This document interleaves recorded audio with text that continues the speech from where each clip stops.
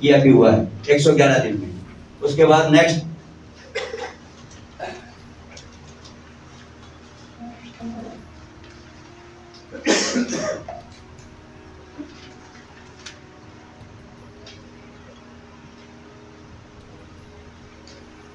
दक्कन के प्रतिनिधि शांति दूत महातपस्वी आचार्य श्री महाश्रमण जी के चरणों में शतक कलम यहाँ पर विराजित सभी पत्रकार भाइयों और बहनों, आपका हार्दिक स्वागत करते हैं आचार्य महाश्रमण अक्षय तृतीया प्रवास व्यवस्था समिति की ओर से। सभी को सादर जय Jinendra, good morning, good afternoon, जो भी है उस हिसाब से। सबसे प्रथम हम हमारा सौभाग्य मानते हैं कि आचार्य महाश्रमण जी करीब करीब औरंगाबाद में हमारे धर्मगुरु 67 वर्षों के बाद यहाँ पे उनका किसी धर्मगुरु का आचरण हो रहा है।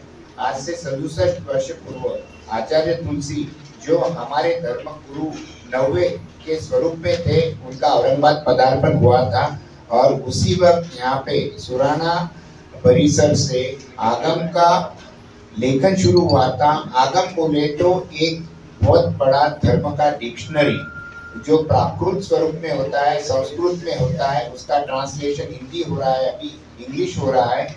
और अभी हम लोगों को वापिस एक सुनहरा मौका आया है कि शायद कोई नए आगम की घोषणा औरंगाबाद प्रवास के दौरान आचार्य महाश्रमण जी करने जा रहे हैं। तो ये हम औरंगाबाद वासियों का सौभाग्य है।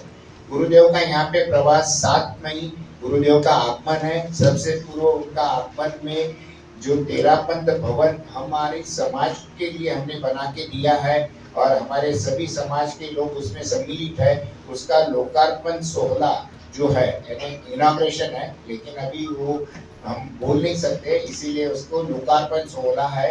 तो ये गुरुदेव के उपस्थिति में होगा, क्योंकि गुरुदेव कोई भी सामाजिक कार्य में केवल दूर खड़ा रहते हैं और अपना मंगल पाठ सुनाते हैं। उसके अलावा वो कोई भी स्वरूप में भेंट अभी कुछ भी लेते नहीं है, ना उनकी अपेक्षा है, ना कोई हम लोगों के नियमों के अनुसार उसको चलता नहीं है। हमारा तेरापंथ समाज जरूर छोटा है, लेकिन तेरापंथ समाज में बेसिकली एक गुरु है और हमारे पास सब एक गुरु के तहत ही अनुशासन होता है। उसमें उनके अंदर 800 साधु साध्वियां हैं। हम लोगों का जो छोटा समाज है, लेकिन इसके अंदर हमारे विदेश में भी 5 श्रमणी केंद्र है, जो ह्यूस्टन है, ऑरलैंडो है, लंदन है, न्यू जर्सी है, सभी जगह है। और वो उनकी आचरण भी जो है साधु साध्वियों जैसी रहती है, केवल उनको छूट रहती है धर्म प्रसार करने के लिए, प्रवास करने के लिए वाहन से, मीन्स एरोप्लेन रन दो, कार रन दो, लेकिन उतने अंतर के लिए। उसके अलावा उनको बाकी सभी आचरण उनका साधु साध्वी के जैसे रहता है। 7 तारीख का महाश्रमण जी के शिष्यों में कोटि कोटि नमन। सभी उपस्थित मेरे पत्रकारिता क्षेत्र के सभी सहयोगी भाइयों का मैं सकल जैन समाज एवं आचार्य श्री महाश्रमण अक्षय तृतीया व्यवस्था समिति की ओर से हार्दिक हार्दिक स्वागत करता हूं। आज हमारे मध्य उपस्थित आदरणीय श्री सुभाष जी नाहर साहब, श्री अनिल जी नाहर साहब, सुनील जी राका, राजेंद्र जी डोसी, राजकुमार जी भाटिया, संजय जी सेठिया साहब, हर्षवर्धन जी जैन साहब, इन सभी महानुभावों की ओर से पुनः एक बार आप सभी का बहुत बहुत स्वागत। मित्रों, जैसा कि राजकुमार जी भाटिया ने यहाँ विदित किया है कि ये हम सबके सौभाग्य है कि हमारे में से, आप में से कोई भी व्यक्ति, यानी मैं तो नहीं छू और आप भी नहीं है, श्री सुभाष जी नाहर हो सकते हैं अगर उनकी उम्र 67 से अगर ज्यादा हो तो, नहीं कम है। इसका मतलब हमारे में से कोई भी व्यक्ति ने हमारे इस तेरापंथ धर्म सभा के आचार्य भगवंत तुलसी जी को नहीं देखा। लेकिन ये हमारा सौभाग्य है कि आचार्य भगवंत उन्हीं की परंपरा के बाद में महाश्रमण जी को देखने का एक सुअवसर हम सब लोगों को आज प्राप्त हो रहा है। यह हम सबके बहुत बड़े सौभाग्य है। मैं आपको बताना चाहूंगा कि औरंगाबाद छत्रपति संभाजी नगर में सकल जैन समाज के लगभग 8,000 से भी अधिक परिवार इस शहर में रहते हैं, 8,000 से अधिक। लेकिन आपको यह भी बताना चाहूंगा कि 13 पंथ धर्म सभा जिसके अंतर्गत ये कार्य हो रहा है, जिसके अंतर्गत इस छत्रपति संभाजी नगर में आप अगर कल्पना भी नहीं कर सकते कि मात्र 140 परिवार है, ये हमारे 13 पंथ धर्म सभा के। जैसा कि आप सभी को मालूम है कि जैन समाज में दो परंपराएं चलती है, जिसमें एक परंपरा है दिगंबर जैन समाज, जिसका मैं खुद व्यक्ति हूं, और एक परिवार चलता है श्वेतांबर संप्रदाय, जिसके अंदर 3 अपने आप परंपराएं चलती है। एक श्वेतांबर स्थानकवासी, एक श्वेतांबर मूर्ति पूजक और एक श्वेतांबर 13पंथी।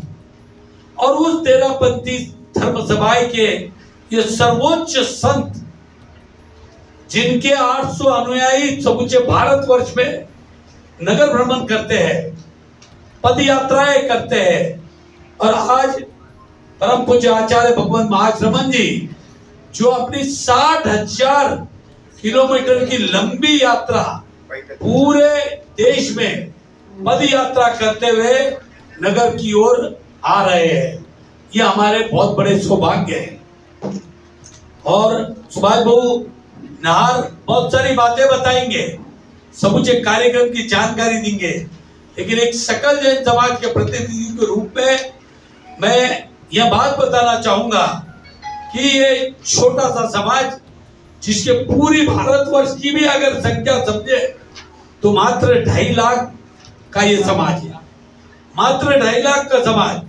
लेकिन देश हो विदेश हो, इस सभी जगहों पे इस समाज ने अपने समाज का एक अनुशासन खास तौर पे बनाया है, एक आचार्य प्रणाली। जैसा कि दिगंबर जैन समाज मेरा अपना समाज है, लेकिन वहां पे अनेकों आचार्य है, विविध। एक आचार्य विद्यासागर जी गुरुदेव एक उनका एक छोड़ देवे, तो उसके बाद में कई आचार्य प्रणाली हमारे पास में है।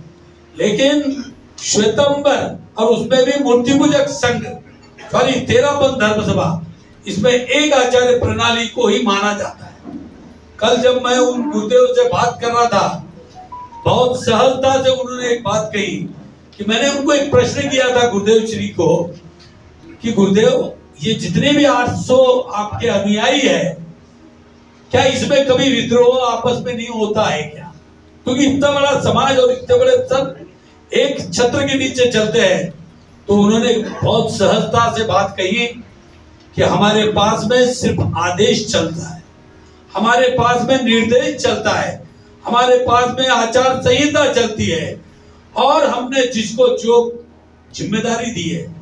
इस संघ की प्रणाली मुझे बहुत अच्छी लगी कि यहाँ पर संत भी सेवा करते हैं। संत अगर वृद्ध साधु यदि होता है तो उस वृद्ध साधुओं के लिए भी एक भवन इनका जो समाज की ओर से बना है, 5 सेंटर पूरे देश के अंदर है। उस जगह पे वृद्ध साधुओं की सेवा होती है, और उस वृद्ध साधुओं की सेवा ये श्रावक जाकर नहीं करता, अपितु संत ही करते हैं। तो संतों को सब कुछ उस प्रकार का कार्य सौंपा है। इसके अंदर मंत्री भी है, इसके अंदर अलग अलग व्यवस्थाओं की जिम्मेदारियां संतों को दी है।